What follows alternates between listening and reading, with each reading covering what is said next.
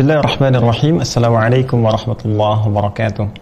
Alhamdulillahirabbil alamin wassalatu wassalamu ala sayyidina Muhammadin wa ala alihi wa sahbihi wa ummatihi ila yaumiddin wa ba'd.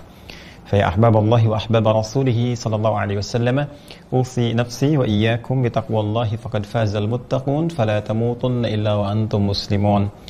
Faqala ta'ala ya ayyuhalladzina amanu taqullaha haqqa tuqatih wa la tamutunna illa wa antum muslimun.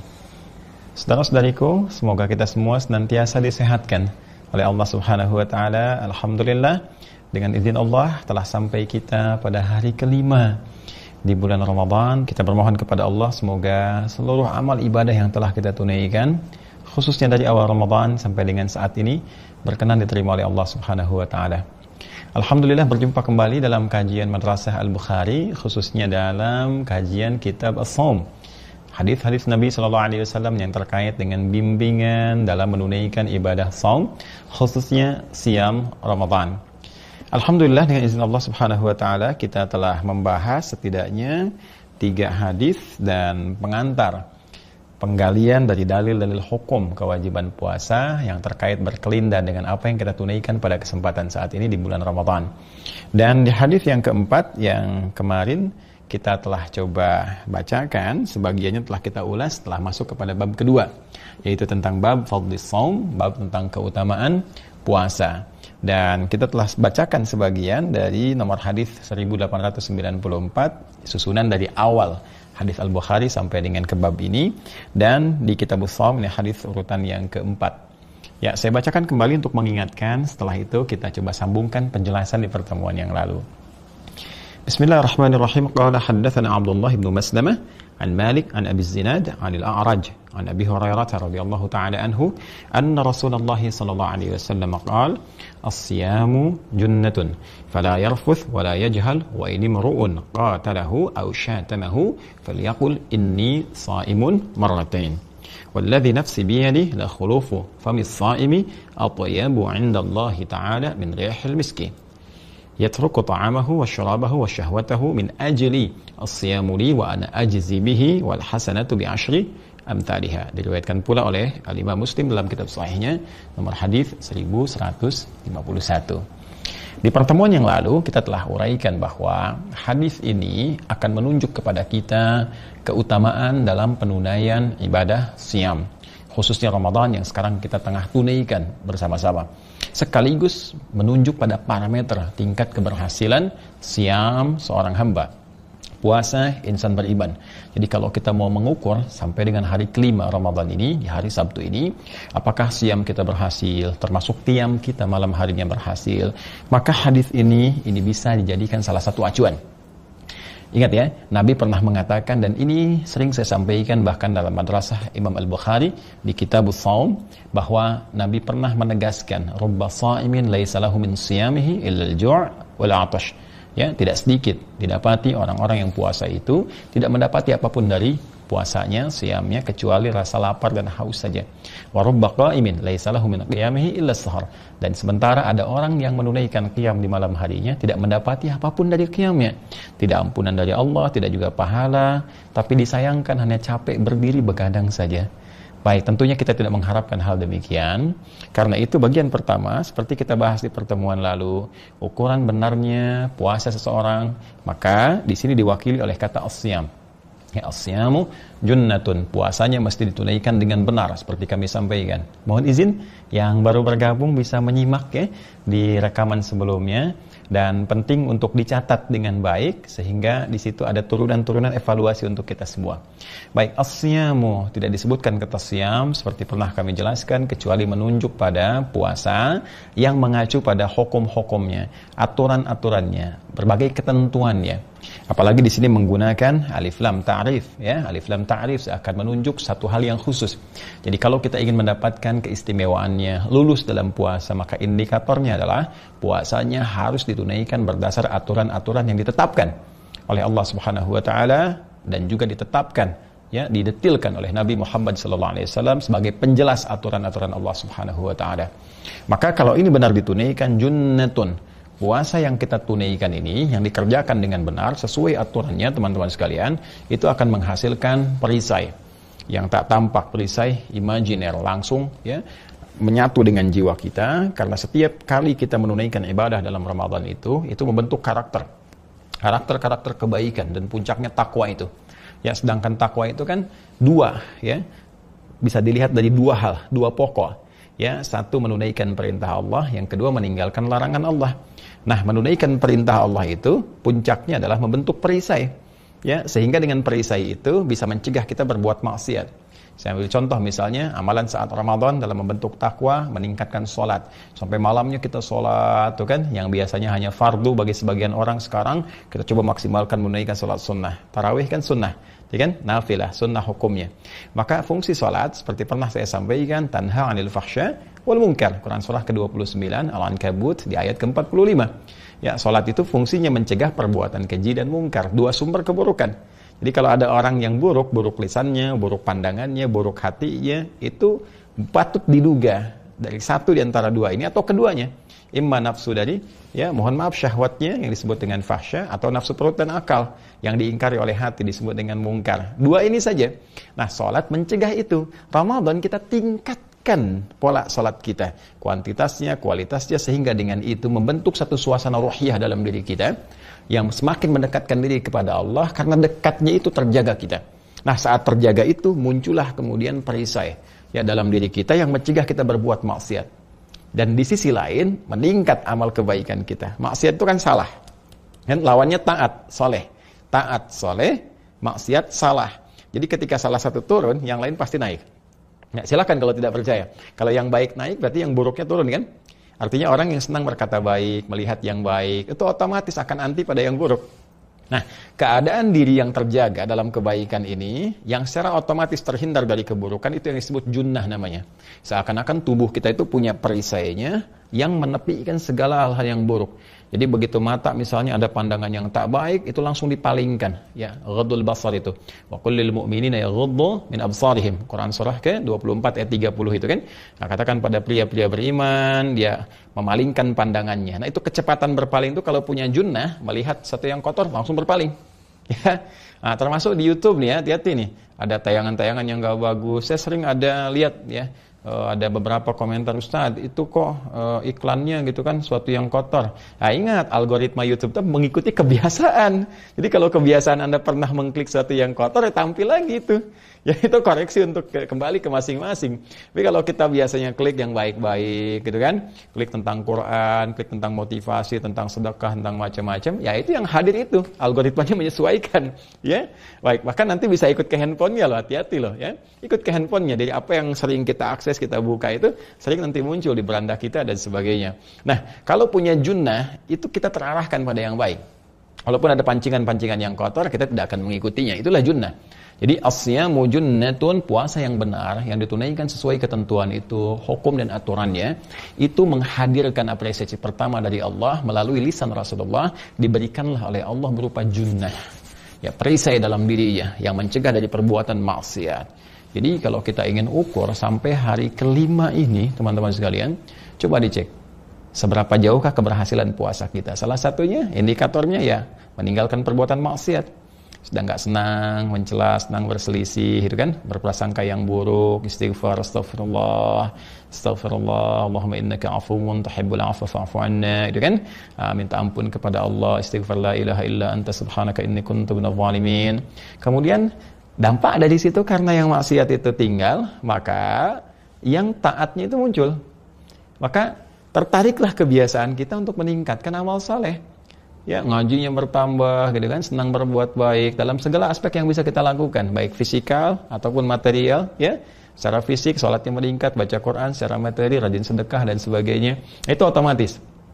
Nah, untuk mengecek itu, Nabi meneruskan, ya, perhatikan terusannya yang kita bisa bacakan di sini, fala yarfuth. Maka kalau Anda ingin melatih itu semua untuk mendapatkan perisai puasa benar, aturan yang pertama, tinggalkan segala hal yang merusak. Ya, merusak. Hal-hal yang bisa mendorong kita berbuat maksiat, tak sadar kita berbuat salah, mengurangi nilai puasa kita. Pertama, rafath. Ya, rafath itu kata-kata yang kotor. Ya bentuknya bisa jorok gitu ya, hal yang terkait dengan erotis misalnya dan semacamnya, ya pornografi, porno aksi dan sejenisnya. Bisa juga dia masuk pada segala yang bentuk yang kotor, ya celaan kan kotor gitu kan, keluar kata-kata kebun binatang, kata-kata yang tak pantas dan sebagainya, masuk ke situ. Ya walaupun dalam keseharian lebih diasosiasikan kepada hal-hal yang sifatnya jorok, erotis dan sebagainya, gitu ya. Ada konteks rafath yang positif. Ya, contohnya misalnya apa? Di Al-Baqarah ayat 187. Ya, uhilla lakum lailatas siyam rafathu ila nisaikum. Ya, uhilla lakum lailatas siyam rafathu ila nisaikum. Boleh di malam puasa itu jikalau kemudian suami istri pengen bercumbu ya, antara suami dengan istrinya, kemudian saling merayu di situ. Itu diperkenankan malam harinya. Ayat ini turun untuk membatalkan dugaan sebagian orang yang melihat pada kebiasaan orang sebelum masa Islam. Sebelum Nabi SAW diutus, ada orang biasa puasa, menyimpulkan, kesimpulannya kita ingin tingkatkan lagi kekuatan kita sehingga malam pun ikut puasa juga. Maka itu isunya menyebar di lingkungan Nabi, ya, tersebar di lingkungan para sahabat Nabi SAW. Maka ketika tersebar 1-2 pembicaraan, sampai berita kepada Nabi, turunlah ayat ini. Tidak benar, puasa itu siang harinya. Malam itu tingkatkan ibadah berupa qiyamnya. Kalaupun ada hubungan suami istri, ingin bercumbu rayu dan sebagainya, diperkenankan. Dan dalam cumbu rayu kadang-kadang keluar rafath kan, maka itu diperkenankan. Sama dengan iri hati dengki, itu nggak boleh, dilarang, kecuali pada 2 hal. La hasada illa fitnatain. Tidak ada iri hati dengki kecuali pada 2 hal. Ya rajulun atahullahul Quran, yaitu seorang yang diberikan anugerah oleh Allah Quran atau ilmu, kemudian dia mempraktikkan bacaannya siang dan malam. Wa rajulun atahullahul mal. Ya, kemudian yang kedua, Allah berikan kelapangan harta pada seseorang, kemudian fayunfiquhu, maka dia menginfakkan harta itu di jalan Allah siang dan malamnya. Jadi ini perbuatan ini boleh. Ya, kita merasa cemburu. Nah, ini hasad boleh dan namanya pun dirubah menjadi ghibthah. Ghibthah, hasad yang positif, yaitu kecemburuan yang positif. Di luar itu nggak boleh, kecemburuan untuk supaya orang lain nikmatnya hilang.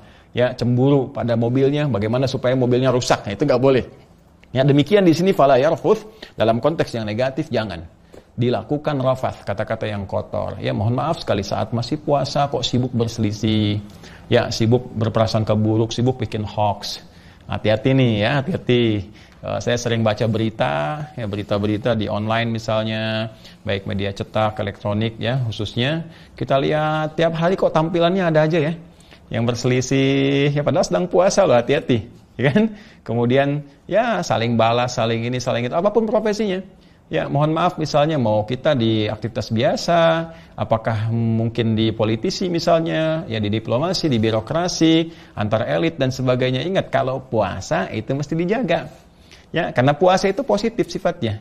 Ya, puasa itu konstruktif, membangun, mengeluarkan karakter-karakter kebaikan. Maka ditahan. Ditahan ya, itu bisa merusak. Nanti junnahnya malah kosong. Nah, jadi ini bagian pertama. Ingat, kalau itu disampaikan pasti terjadi. Pasti terjadi, akan didapati suasana saat puasa terpancing kita. Ya, untuk saling berkata yang tidak baik. Ya, puncaknya mungkin ada hoax, ada macam-macam dan sebagainya. Ya. Sama persis seperti ayat haji ya. Ayat haji itu menyandingkan salah satunya kemungkinan perbuatan rafath. Itu di Al-Baqarah ayat 197. Al-hajju asyhurum ma'lumat, faman farada fihinna al-hajja fala rafatha. Ya, maka siapa yang sudah memantapkan dirinya untuk siap berangkat haji, maka hati-hati. Kata Allah, jangan sampai saat haji itu terjadi rafath. Artinya apa? Kalau Allah sampaikan itu, ada potensi-potensi untuk berkata itu. Ya, saat tawaf tiba-tiba keinjak keluar kata-kata kotor, memaki, bis sholawat misalnya telat datang, tiba-tiba marah-marah ini dan sebagainya, itu rafath. Ya, itu rafath. Nah, saat puasa dilatih kita. Jangan berbuat itu. Itu kalau kita bisa menaklukkan kemampuan lisan kita untuk berkata yang demikian, maka insya Allah suasana yang lainnya akan baik. Karena lisan ini mewakili bahasa hati. Ya, jadi lisan itu penterjemah hati, penterjemah pikiran kita. Dari hati dituangkan ke pikiran, dicerna, dikeluarkan lewat lisan. Jadi kalau ingin mengetahui suasana hati seseorang, itu 90% bisa dilihat dari lisannya. 10%-nya gesturnya, ya kan? Baik, jadi bisa kelihatan dari lisan, apa yang dia bicarakan, itu kita bisa nilai. Ya, bahkan kita dari bagaimana rambatan gelombang suaranya, ya intonasinya, nadanya, bisa kita ketahui apakah orang ini tulus atau tidak, ya kan? Ataukah berupa sindiran, ataukah berupa kata-kata misalnya yang satir, yang macam-macam, bisa diketahui. Pun dari niat yang paling dalamnya akan berpengaruh pada kualitas kata-katanya. Apakah sampai ke hati atau sampai ke pikiran saja, ya ataukah baru sampai ke pikiran langsung balik lagi, itu mungkin. Dan kalimat-kalimat lembut itu atau disertai keikhlasan, itu kekuatannya dahsyat. Bahkan dia bisa memerintah tanpa dengan kata-kata yang tajam. Bahkan dia bisa mencegah tanpa harus kemudian memaksa misalnya ya, dengan intonasi yang sangat indah. Baik, itu bagian pertama. Jadi kalau kita bisa menaklukkan, pelihara lisan kita, maka kemungkinan 90% bagian diri kita itu aman. Sumber perkelahian dari lisan, kan? Sumber perselisihan dari lisan, sumber macam-macam umumnya dari lisan. Baik. Sehingga orang Arab pernah berkata, itu izalatul lisan akhtar min izalatil aqdam. Terpelesetnya lisan itu lebih berbahaya dibandingkan terpelesetnya kaki. Terpeleset kaki menjatuhkan badan, terpeleset lisan menjatuhkan kedudukan. Nah, bikin status tuh ya. Terpeleset kaki menjatuhkan badan, terpeleset lisan menjatuhkan kedudukan. Baik.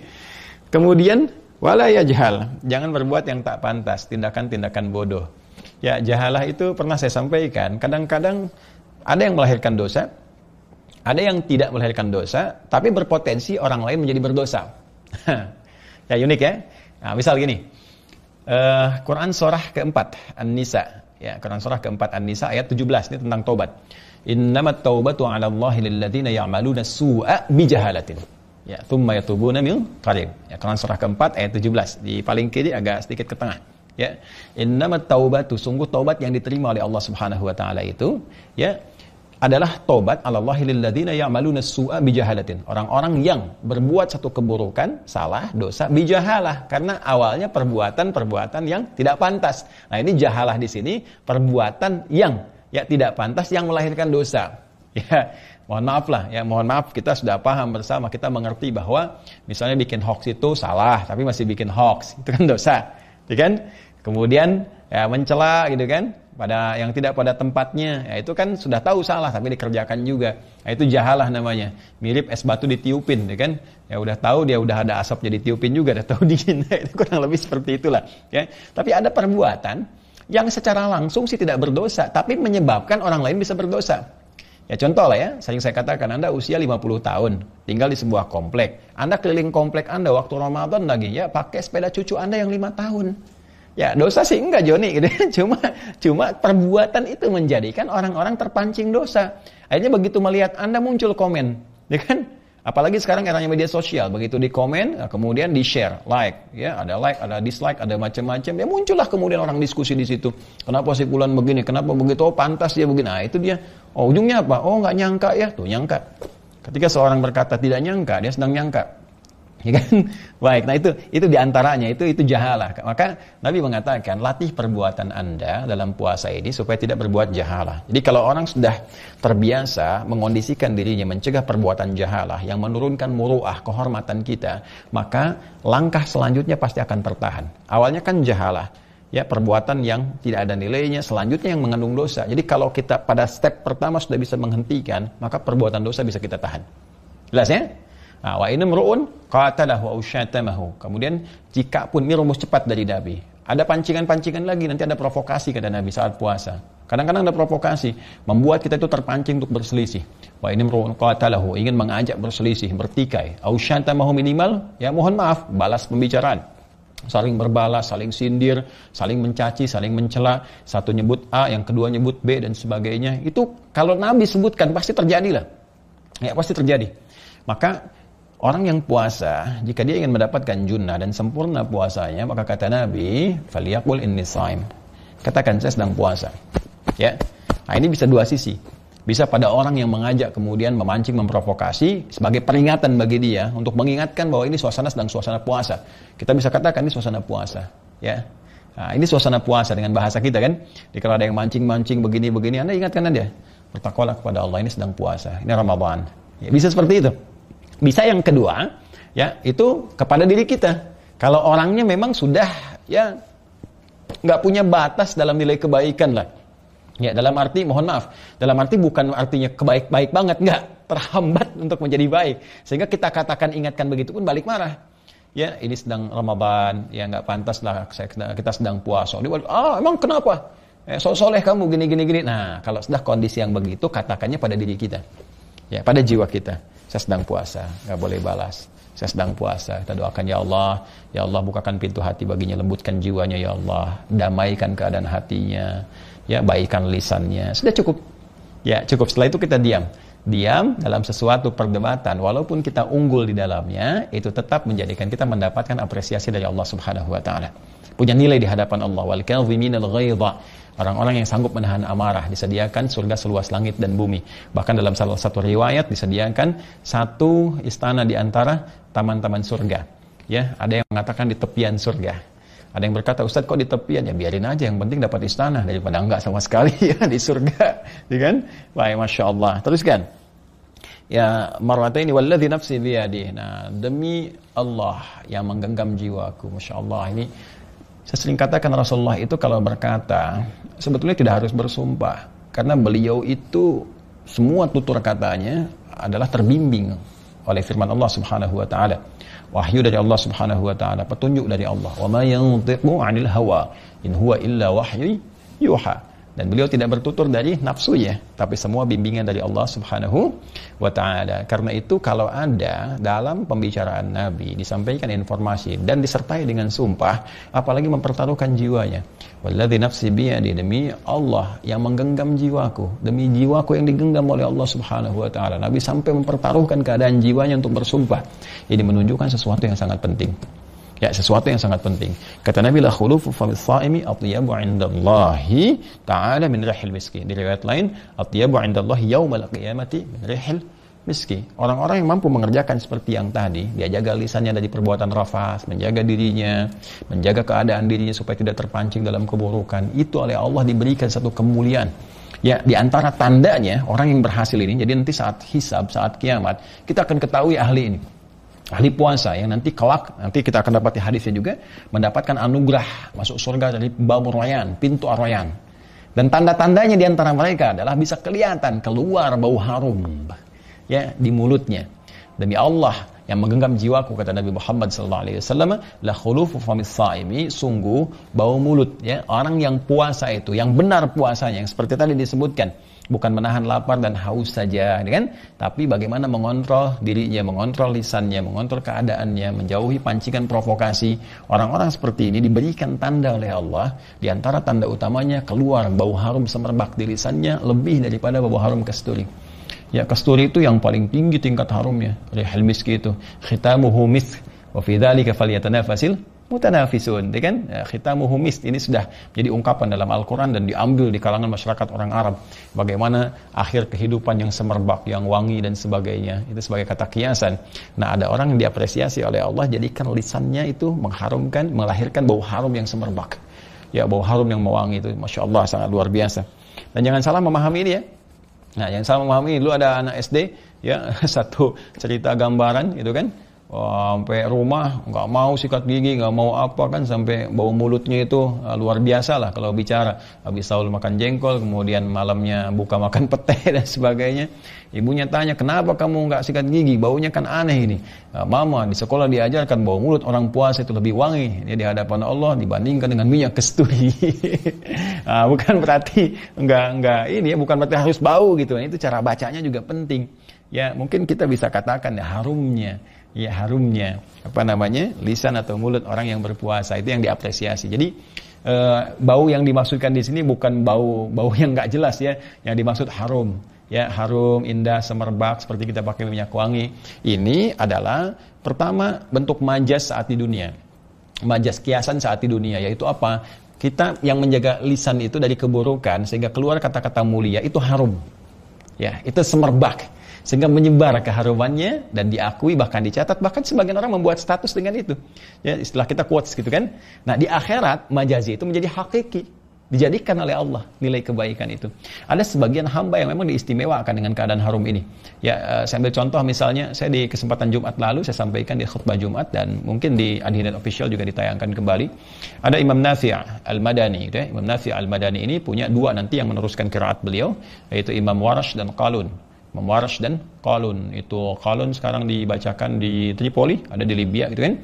Warash misalnya di Mesir dan sebagian Afrika. Nah, itu teman-teman sekalian, Imam Nafi' ini punya keunggulan. Walaupun pendengaran beliau nggak terlampau sempurna, tapi beliau ini Masya Allah, ini ahli Quran, bisa membenarkan dan melihat kesalahan seorang pembaca Quran dari gerakan bibirnya saja. Dan setiap beliau bicara itu mengeluarkan bau harum. Ya, di lisan beliau yang mulia, ya, di mulutnya keluar bau harum, kebaikan-kebaikan. Itu karena barokah Al-Qur'an. Ya, barokah Al-Qur'an. Dan ya majasi ini yang paling banyak, majasi yang paling banyak. Artinya ahli Qur'an itu bisa dilihat lah, kata-katanya lembut, baik gitu kan. Kita bisa saksikan banyak orang-orang ahli Qur'an dan keluar bagaimana kata-kata yang sangat mulia dari mereka. Kemudian kita teruskan, yatruku ta'amahu wa syarabahu wa syahwatahu min ajli. Ini poinnya. Ya, maka orang yang puasa yang benar itu kalau ingin mendapatkan junnah, ingin sempurna, ingin mendapatkan kemuliaan tadi, di dunia dimuliakan oleh Allah, terbebas dari maksiat, ya, dalam arti ada penjagaan Allah Subhanahu wa taala. Dia bukan maksum, yang maksum hanya nabi. Ya, hanya nabi, hanya para rasul. Tapi dia mendapatkan penjagaan dari Allah Subhanahu wa taala berbentuk kemuliaan. Dalam bahasa Arab disebut karamah. Ini kalau ke nabi itu mukjizat, kalau ke manusia biasa itu karamah. Nah, di antara perbedaannya, kalau mukjizat harus ditampakkan, diumumkan. Ya, di-share, diketahui, disampaikan untuk membuktikan kenabian. Makanya mukjizat Nabi Muhammad SAW dibuktikan, ditunjukkan langsung, ya, supaya orang tahu ini Nabi. Mukjizat Nabi Isa sebelumnya, mukjizat Nabi Musa alaihissalam jami'an itu kan, itu ditampakkan supaya mengerti ini Nabi. Tapi karamah itu tidak diobral. Biasanya baru ketahuan itu nanti setelah meninggal, ya. Baru nampak sebagian-sebagian lah, tapi orangnya nggak ngaku-ngaku, ya, nggak pasang pelang misalnya punya karomah, punya ini, tidak. Dia biasa saja, tapi ada kemuliaan melekat pada dirinya, dan banyak karomah itu, ya, karomah di wajah, karomah di perilaku, karomah di sikap, karomah di ilmu, macam-macam. Tidak digambarkan dalam bentuk yang sifatnya, mohon maaf, mendekati magis oleh sementara orang gitu kan, nyebrang sungai, ya, kemudian bisa terbang, bisa macam-macam. Nah, itu hal-hal yang mungkin ada tapi mungkin jauh gitu kan, jauh. Tapi orang lupa bahwa ilmu itu kalau Allah berikan kemuliaan menjadi karamah. Ya, ingat ya, adab kalau Allah berikan kemuliaan menjadi karamah. Ya, jadi adab, ilmu, akhlak dan semacamnya itu kemuliaan. Bahkan pada harta ada karamah, ada kemuliaan. Pada ilmu ada kemuliaan. Pada fisik, tenaga ada kemuliaan. Jika semua itu diarahkan pada hal-hal kebaikan yang diridhai Allah Subhanahu wa taala. Nah, orang-orang puasa ini, ya, kalau puasanya benar, maka dia meninggalkan syahwatnya, ya, syahwat dalam konteks hal-hal yang jelek, yang buruk, ya. Bahkan dalam i'tikaf dia tinggalkan dulu hubungan dengan istrinya atau suaminya dan seterusnya. Kemudian dia coba tahan makannya, ya, dia tahan kemudian minumnya secukupnya untuk mendekatkan diri kepada Allah. Dan konsepsi puasa itu makan minum yang cukup, yang menjadikan kita kemudian terbawa untuk semangat menunaikan ibadah. Aktivitasnya dinilai sebagai ibadah. Jadi kalau kita tarik menjadi karakter dalam kehidupan, maka Masya Allah, hidup kita tertata, nggak berlebihan makan, nggak berlebihan minum, ya, semua cukup, ibadah nyaman. Kan gini kan? Coba lihat, buka kan cukup, ya, minum cukup. Awal-awal kan semua pengen dikoleksi, ya, pengen jus, pengen ini, pengen itu. Toh yang diminum teh manis juga, ya kan, dengan gorengan, ya, ada kurma, alhamdulillah. Setelah itu buka, makan, selesai kan? Ya, kenapa setiba kemudian pasca Ramadan berubah lagi? Ya, terus seakan-akan pengen membalas yang Ramadan. Jadi kumpulkan semua ini, ada pertanda yang kurang tepat, ya. Oke. Lanjutkan, bismillah. Kemudian asyamu li wa ana ajzi bihi. Nah, ini keistimewaannya. Kalau orang benar puasanya, ya, seperti yang tadi disampaikan, maka penilaiannya akan langsung dari Allah. Beda dengan amalan biasa. Ramadan itu beda. Jadi kalau kita sholat di hari-hari biasa, itu kan bukan di suasana Ramadan, ya, baca Quran dan sebagainya, dicatat pahalanya. Malaikat mencatat, nanti catatan itu dikumpulkan, ditunjukkan saat yaumul hisab. Faman ya'mal mithqala dzarratin khairan yarah. Ya, yang baik akan ditampakkan, demikian yang buruk pula. Setiap satu kebaikan diberikan 10 nilainya. Ya, Quran surah ke-6 ayat 160. Man jaa'a bil hasanati falahu asyru amsalihha. Siapa yang mengerjakan satu kebaikan dapat 10 nilai kemuliaannya. Tapi puasa tidak. Ya, asyamu li, puasa yang ditunaikan untuk Allah Subhanahu wa taala, wa ana ajzi bihi. Allah yang langsung memberikan ukuran pahalanya. Ya, kalau Allah sudah berikan ukuran, ya bisa nggak terbatas. Paling minimal, ya, standarnya wal hasanatu bi asyri amsalihha. Setiap kebaikan 10 kali lipat, yang standar, yang biasa. Jadi kalau dapat segitu, itu dapat yang paling rendah. Ya, karena kalau Allah sudah berikan tanpa ukuran, semakin kita ikhlas, semakin tunaikan karena Allah, maka dapatlah kemudian limpahan-limpahan yang sangat luar biasa. Nah, ini adalah hadis yang keempat yang kita dapati, dan hadis pendukung pada bab tentang keutamaan puasa. Secara singkat, kalau puasa yang ditunaikan dengan baik, sesuai aturan, sesuai hukum-hukumnya, kan, sesuai ketentuannya, maka pertama Allah apresiasi dengan memberikan satu perisai dalam dirinya sehingga tercegah dari perbuatan maksiat. Kemudian juga Allah jadikan keadaan diri menjadi lebih terhormat, ya. Lisan tertata, keadaan diri tertata, sehingga dengan itu mendapatkan apresiasi, semerbak wanginya di dunia, dan mendapatkan bau harum lebih harum dari kasturi saat kembali kepada Allah di akhirat. Dan lebih daripada itu akan dilipat gandakan pahalanya langsung dari Allah Subhanahu wa taala, sehingga terkumpul segala bentuk kemuliaan pada dirinya. Inilah kesimpulan dari bab yang kedua, teman-teman sekalian. Alhamdulillah telah kita tuntaskan. Penting saya sampaikan teman-teman sekalian, insya Allah kajian-kajian kita terkhusus juga Madrasah Al-Imam Al-Bukhari dalam pembahasan kitab Shaum nanti insya Allah akan terdetilkan, ya, di beranda, di net official itu sudah ada nanti listnya, Anda tinggal masuk saja. Kalau pengen aku suka, misalnya ayo kultum sejenak untuk berbuka setiap sore jam 5 ya, selama Ramadan, itu Anda tinggal masuk situ, sudah ada. Jadi dari playlist kita tampilkan ke beranda sehingga mudah untuk mencari. Dan ini ada kondisi teman-teman 2 hari ke belakang ini agak terjadi sesuatu yang menurut kami perlu penyesuaian ya dari teman-teman sekalian. Jadi ada semacam gangguan-gangguan ya. Kami kira di kami tidak ada masalah, tapi secara teknis ada sesuatu yang kami nggak sampai ke situ. Jadi kadang-kadang dalam waktu-waktu yang prime time gitu kan, waktu-waktu yang utama itu yang biasanya kita normal tiba-tiba terganggu ya, tayangan jadi terganggu, jadi hilang. Kemudian yang tertiba kemudian teman-teman yang biasa nonton di ribuan tuh jadi 100, jadi macam-macam. Nah, kita sebetulnya tidak concern kepada jumlah, kepada apa-apa. Yang penting Allah ridha dengan apa yang ingin kita tampilkan. Tapi mohon izin kalau ada kendala-kendala teknis, kita akan sesuaikan di upload kembali. Ya, upload, jadi teman-teman tinggal belajar saja. Bagi kami alhamdulillah, mau ada yang belajar alhamdulillah, ya kan? Mau ada yang tergerak alhamdulillah, belum kita doakan. Jadi bagi kita yang penting kita niatkan sebagai ibadah. Ya mudah-mudahan tidak ada iseng-iseng atau yang lainnya, ya itu pun kita doakan saja, tapi rugi sebetulnya karena kami pun ya mohon izin tidak ada orientasi yang lain-lain, jadi Anda hanya mengganggu diri sendiri gitu kan. Tapi kita juga tidak perlu jauh-jauh berpikir, yang penting kalau ada kesulitan-kesulitan maksud kami tinggal kembali ke playlistnya aja, dicek lagi di turunan yang telah kita petakan untuk kemudahan tadi. Ya alhamdulillah, semoga kita diberkahi oleh Allah Subhanahu wa taala dan semoga mendapatkan rahmat Allah Subhanahu wa taala, diterima amal ibadah kita, dan mohon maaf bila ada hal-hal yang kurang berkenan. Semoga Allah muliakan sekali lagi dan menerima ibadah kita dengan limpahan-limpahan kemuliaan. Allahumma taqabbal minna innaka antas sami'ul 'alim wa tub 'alaina innaka antat tawwabur rahim. Rabbana zalamna anfusana wa illam taghfir lana wa tarhamna lanakunanna minal khasirin. Faghfir lana dhunubana ya Allah wastir 'uyubana innaka antal khairus satirin. La ilaha illa anta subhanaka inni kuntu minadh dhalimin. Nastaghfiruka wa natubu ilaik. Wa sallallahu ala sayyidina Muhammad wa ala alihi wa sahbihi ajma'in wa akhiru da'wana alhamdulillahi rabbil alamin. Assalamualaikum warahmatullahi wabarakatuh.